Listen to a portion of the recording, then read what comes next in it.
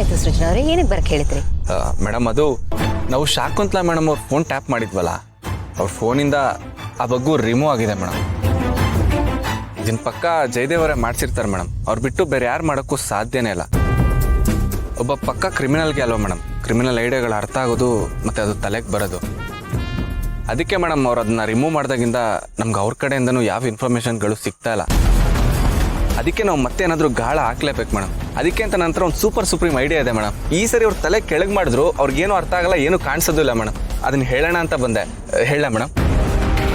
ಸೃಜನಾ ಅವರೇ, ನಾವು ಈ ರೀತಿ ಕ್ರಿಮಿನಲ್ ಐಡಿಯಾಸ್ನ ಮತ್ತೆ ಮತ್ತೆ ಪ್ಲಾನ್ ಮಾಡಿದ್ರೆ ಅವ್ರ ಥರನೇ ಆಗ್ತಿದೀವಿ ಅಂತ ಅನ್ನಿಸ್ತಿಲ್ವಾ ನಿಮಗೆ? ತಪ್ಪದು, ಹಾಗೆ ಮಾಡೋದು ಬೇಡ ಮೇಡಮ್. ಅವತ್ತೇ ಹೇಳಿದ್ನಲ್ಲ ಮೇಡಮ್, ಕ್ರಿಮಿನಲ್ಸಲ್ಲಿ 2 ವಿಧ, ಒಂದು ಒಳ್ಳೆ ಕ್ರಿಮಿನಲ್ಸು, ಇನ್ನೊಂದು ಕೆಟ್ಟ ಕ್ರಿಮಿನಲ್ಸು. ನಾವು ಫಸ್ಟ್ ಕ್ಯಾಟಗರಿ ಮೇಡಮ್. ಒಳ್ಳೆ ಉದ್ದೇಶ ಇಟ್ಕೊಂಡು ತಪ್ಪು ಮಾಡಿದ್ರೆ ಅದು ತಪ್ಪಲ್ಲ ಮೇಡಮ್. ನೀವು ಇಷ್ಟೊಂದು ಫೀಲ್ ಮಾಡ್ಕೊಳ್ಳೋ ಅವಶ್ಯಕತೆ ಇಲ್ಲ. ಬಾಸ್ಗೆ ಮತ್ತೆ ಮಗುಗೆ ತಟ್ಟಿದ್ರಿಂದ ನಾವು ಅದನ್ನೆಲ್ಲ ಮಾಡಿದ್ವಿ. ಸುಮ್ಮನೆ ತೀಟಿಗೋತೇವಲ್ಲ. ಸಾರಿ ಮೇಡಮ್, ಹಳೆ ಅಭ್ಯಾಸ ಹಾಗೆ ಬಾಯ್ಗೆ ಬಂದ್ಬಿಡ್ತು, ಕ್ಷಮಿಸಿ. ಇಟ್ಸ್ ಓಕೆ, ನನಗೆ ರೂಢಿ ಆಗ್ಬಿಟ್ಟಿದೆ. I don't mind. Thank you madam, ನಾನು ಅರ್ಥ ಮಾಡ್ಕೊಂಡಿದ್ದೆ.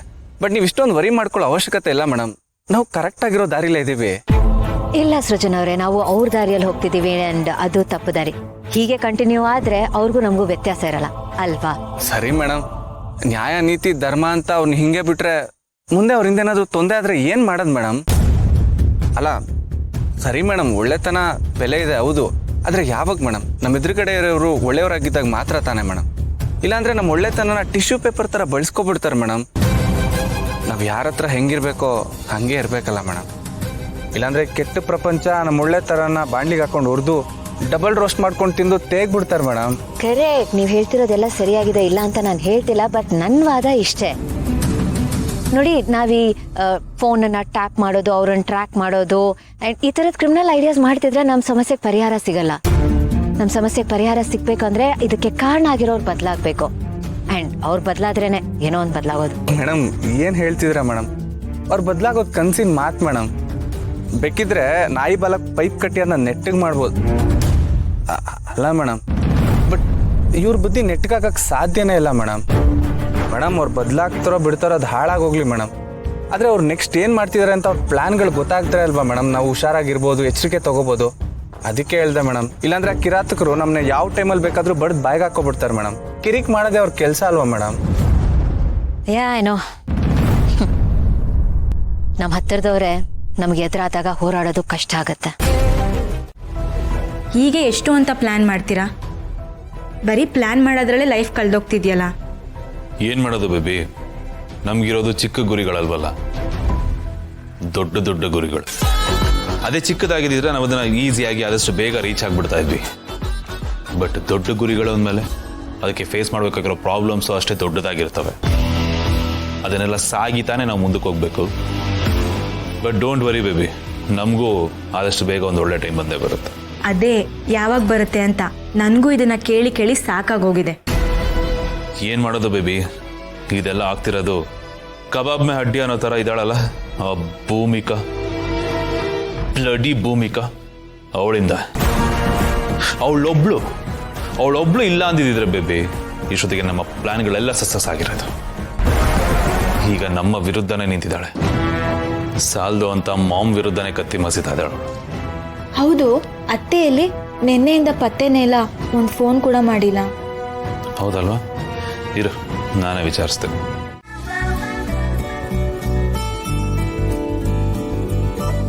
ಹೋಗ್ಲೇಬೇಕಾ? ಅಫ್ಕೋರ್ಸ್, ನಾನು ಹೋಗದೆ ಇದ್ರು ನಡೆಯುತ್ತೇನೋ ಆಗಿದ್ದಿದ್ರೆ ನಾನು ಹೋಗ್ತಾನೆ ಇರಲಿಲ್ಲ. ನನಗೂ ಹೋಗಕ್ಕೆ ಇಷ್ಟ ಇರಲಿಲ್ಲ ರೀ. ಬಟ್ ಏನು ಗೊತ್ತಾ, ಭಾಳ ಇಂಪಾರ್ಟೆಂಟ್ ಬಿಸ್ನೆಸ್ ಡೀಲ್. ಹಾಗಾಗಿ ನಾನು ಅಲ್ಲಿರಲೇಬೇಕು. ಬಿಸ್ನೆಸ್ ಅಂದಮೇಲೆ ಅವಕಾಶಗಳನ್ನ ಬಿಡಬಾರ್ದು ರೀ. ಪದೇ ಪದೇ ಅವಕಾಶ ಬರಲ್ಲ ಅಲ್ವಾ? ಅದೇನೋ ಸರಿ, but still. What but still? ಅಲ್ಲ, ಅವಾಯ್ಡ್ ಮಾಡೋಕ್ಕಾಗಲ್ವಾ? ಅಟ್ಲೀಸ್ಟ್ ಪೋಸ್ಟ್ಪೋನ್ ಮಾಡ್ಬೋದಲ್ವಾ? ಏನೋ ಗೊತ್ತಿಲ್ಲ, ನನ್ನ ಜೊತೆನೇ ಇರಬೇಕು ಅಂತ ಅನ್ಸುತ್ತೆ. ನೋಡಿ ಯೋಚನೆ ಮಾಡಿ ಏನಾದರೂ ಮಾಡೋಕ್ಕಾಗತ್ತಾ ಅಂತ. ಪ್ಲೀಸ್ ಈ ಥರ ನಾನು ಕಟ್ಟಾಕ್ಬೇಡಿ. ಅರ್ಥ ಮಾಡ್ಕೊಳ್ಳಿ. ನೋಡಿ, ಕಂಪನಿ ಅಂದರೆ ನಾನಷ್ಟೇ ಅಲ್ಲ, ಅದ್ರ ಮೇಲೆ ತುಂಬ ಜನ ಡಿಪೆಂಡ್ ಆಗಿರ್ತಾರೆ. ಒಂದು ಹಂತ ದಾಟಿದ ಮೇಲೆ ನಮ್ಗೆ ಅಗತ್ಯ ಇದೆಯೋ ಇಲ್ವೋ, ನಮ್ಮನ್ನು ನಂಬ್ಕೊಂಡಿರೋರಿಗೋಸ್ಕರ ನಾವು ಈ ಥರ ಕೆಲಸಗಳನ್ನೆಲ್ಲ ಮಾಡಲೇಬೇಕಾಗುತ್ತೆ. ನಮ್ಮ ಹೊಟ್ಟೆ ತುಂಬಿದೆ ಅಂತ ನಾವು ಸುಮ್ಮನೆ ಇರೋಕ್ಕಾಗಲ್ಲ. ಅವ್ರ ಹೊಟ್ಟೆ ಪಾಡ ಬಗ್ಗೆ ನೀವು ಯೋಚನೆ ಮಾಡಬೇಕು. ಇಲ್ಲ ಅಂದರೆ ನಮ್ಮ ಕಂಪ್ನಿಲಿ ಕೆಲಸ ಮಾಡ್ತಾರಲ್ಲ ಕೆಲಸ ಕಳ್ಕೊಬೇಕಾಗುತ್ತೆ. ಅದು ಹಾಗಾಗಬಾರ್ದು ಅಂದರೆ ನಮ್ಮ ಕಂಪ್ನಿ ನಾವು ಬೆಳೆಸಬೇಕು. ಇದೊಂಥರ ಸೈನ್ಯ ಕಟ್ಟದಾಗಿರಿ. ಸೈನ್ಯ ಕಟ್ಟದ್ಮೇಲೆ ಯುದ್ಧ ಮಾಡ್ತಾನೆ ಇರಬೇಕು. ಇದಕ್ಕೇನು ಕಮ್ಮಿ ಇಲ್ಲ. ನಾನು ಹೇಳೋದು ಕೇಳಿ ನೋಡಿ, ನಾನು ಆನಂದನೊಬ್ಬನೇ ಕಳಿಸೋಣ ಅಂತಲೂ ಅಂದ್ಕೊಂಡೆ, ಬಟ್ ಆಗಲ್ಲ. ಯಾಕೆ ಅಂದರೆ ನಾವು ಯಾವ ದೇಶದ ಕಂಪ್ನಿ ಜೊತೆ ಡೀಲ್ ಮಾಡ್ತಾ ಇದ್ದೀವಲ್ಲ ಅದಕ್ಕೆ ಒಂದಷ್ಟು ಪ್ರೋಟೋಕಾಲ್ಸ್ ಇದೆ. ಆದ್ರೆ ನಾನು ಹೋಗಲೇಬೇಕು. ನೀವು ಬೇಜಾರು ಮಾಡ್ಕೊಬೇಡಿ, ಅರ್ಥ ಮಾಡ್ಕೊಳ್ಳಿ. ನಿಮ್ಗೆ ಹೋಗೋದು ಪಾಸ್ಪೋರ್ಟ್ ಬೇಕಲ್ವಾ? ಮತ್ತೆ ಕರೆಕ್ಟ್, ನಾನು ಅದನ್ನೇ ತೊಗೊಂಡು ಬಚ್ಚಿಟ್ಬಿಡ್ತೀನಿ. ಆ ಪಾಸ್ಪೋರ್ಟ್ ಇರಲ್ಲ, ನೀವು ಹೋಗೋಕ್ಕೂ ಆಗಲ್ಲ. ಪ್ಲೀಸ್ ಪ್ಲೀಸ್ ಪ್ಲೀಸ್ ಹಾಗೆ ಮಾತ್ರ ಮಾಡಬೇಡಿ. ಇದು ಇಂಪಾರ್ಟೆಂಟ್ ಡೀಲು, ಹಾಗಾಗಿ ನಾನು ಹೋಗಲೇಬೇಕು. ಇಲ್ಲದೆ ನಿಮ್ಮನ್ನು ಬಿಟ್ಟು ಹೋಗ್ತೀನಿ ಅಂತ. ಸರಿ, ಓಕೆ. ಬಟ್ ನೀವು ಹಾಗೆ ಹೋಗಂಗಿಲ್ಲ, ಸುಂಕ ಕೊಟ್ಟು ಹೋಗ್ಬೇಕು. ಸುಂಕ ಕೊಟ್ಟೇ ಹೋಗ್ಬೇಕು. ಸುಂಕನ ಯಾಕೆ?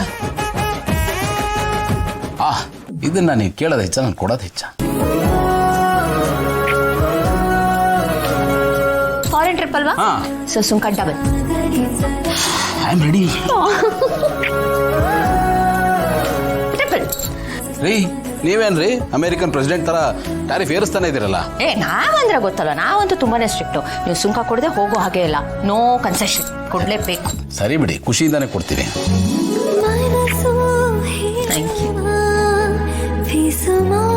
ಮುಗಿತಾ ನಿಮ್ ಸುಂಕ? ಇನ್ನು ಏನು?